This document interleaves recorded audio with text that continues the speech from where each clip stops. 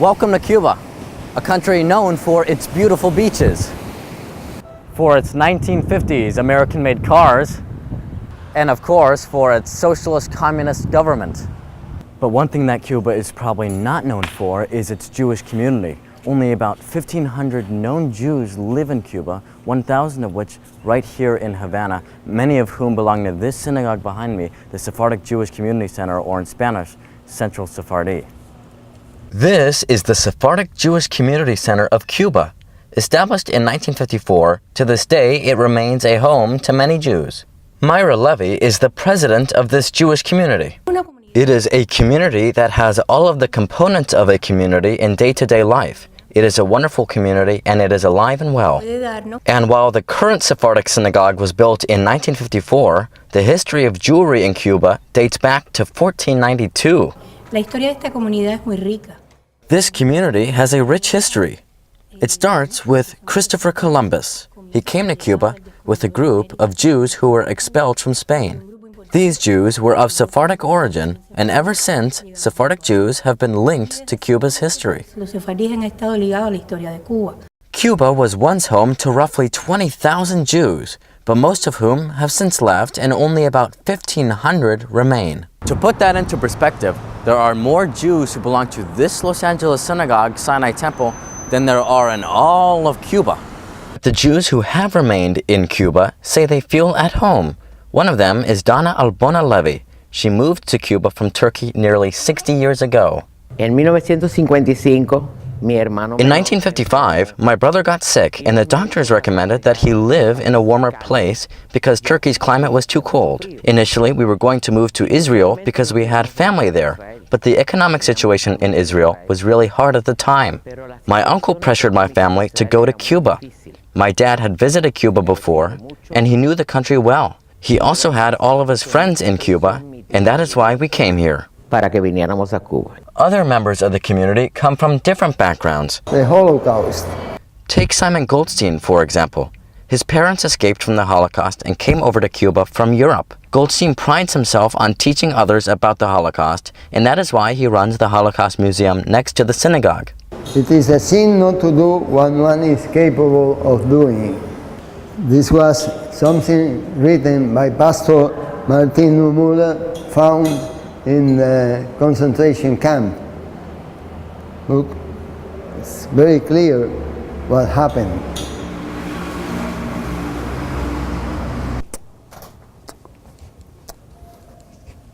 The synagogue also provides its members weekly Sabbath services, and Goldstein helps lead them. But the synagogue offers more than just worship services for its members. For instance, Hebrew classes are offered here weekly, and the one right behind me is a yoga course. So how does this synagogue with so little members make money? Well, one of the ways they do that is by having this dance company actually rent out their auditorium 4 days a week. However, even with all of the day-to-day events that take place at the synagogue, it still faces many challenges. One of the major difficulties is that the members of the community are getting older. And this is not just a problem in the Cuban Jewish community, as it is also one in the greater Cuban community. And we are suffering from the loss of our young members and families because of economic problems, and as a result, they are moving to Israel. In Israel, they find better conditions. That is one of the biggest threats facing our community. Still, the community remains active and meets with tourists from around the world on a daily basis. One of the synagogue's recent visitors was David Egozi, a Chapman student whose great-grandfather founded the synagogue. Your great-grandfather, Moises Egozi, founded the Sephardic Jewish Community Center in Cuba and is still a vibrant community today. How does that make you feel? When I went to Cuba and I saw that it still existed, it made me happy. I was ecstatic. It's inspirational. It makes me feel fortunate. It makes me feel like I have huge shoes to fill. It reinforces my gratitude for being alive in this world where almost anything is possible. Now, besides the Sephardic Jewish Community Center, there are also other synagogues in Havana, including this one, Congregation Beth Shalom, Cuba's oldest and largest synagogue. We have a big sanctuary. Adela Dworin is the president of Congregation Beth Shalom. Lay people in the community are conducting the services. especially young people are conducting the services. And we have services on Friday night, Kabbalah Shabbat. More than 90, 100 people attend the Kabbalah Shabbat. We have many visitors every week, mainly from the United States. On Shabbat morning, we have Shabbat services. After services, we give a full meal. Now we have a new generation who knows a lot about Judaism. And it's very interesting because in your country, you have to push your children and grandchildren to go to the synagogue. Here, our children have to push their parents and grandparents to come to the synagogue.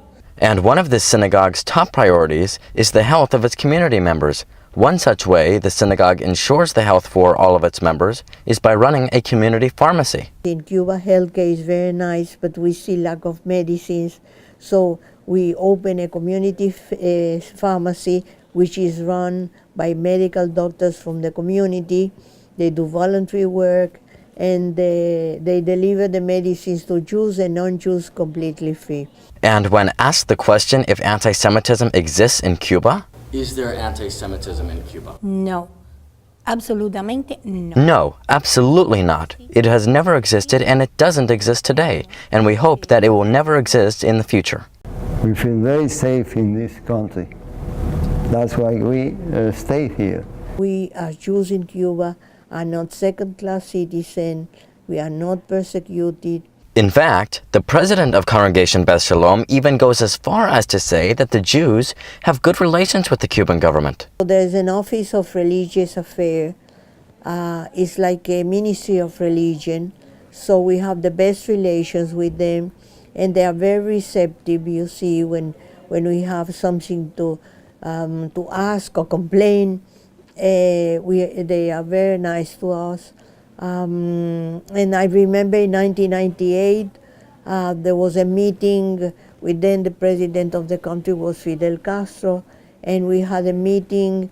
He invited 70 members from different Christian churches and 6 members of the Jewish community. I was so lucky I was one of the 6 invited to meet with the president. I have seen him 40 years on TV, and that night I was sitting so close to him. And we invited him to come to Hanukkah, and he attended the Hanukkah party, and he was very kind to the Jews in general. He made 2 important statements. I will never deny the Holocaust, and I will never deny the existence of the State of Israel.